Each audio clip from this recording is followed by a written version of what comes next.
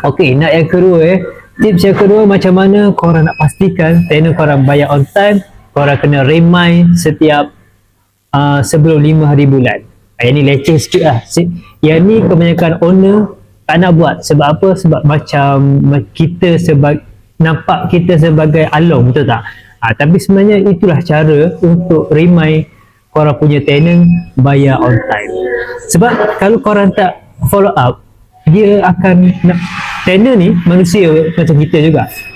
So kalau kita anggap kita tak follow up untuk dia bayar awal, dia macam tak apalah, owner ni okey je aku bayar lambat, owner ni tak kisah aku bayar lambat. So menyebabkan attitude seorang tenant ni, dia akan bayar lambat. Sebab apa? Bukan salah tenant juga sebenarnya, sebab salah attitude kita as owner, kita tak remind dia untuk bayar awal. So tips yang kedua aku nak share, kena remind guys. Walaupun nampak macam korang ni macam along, tapi itulah realitinya, supaya sewa korang cash flow masuk dan tidak tertunggak.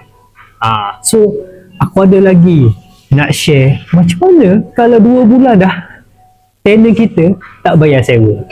Okay, tunggu next video. Okay guys, okay, save the video ni, follow aku dulu supaya korang tak lupa untuk tahu-tahu info pasal property ataupun pasal rental tips. Follow dulu guys. Part 2, komen part 2. Okay, bye.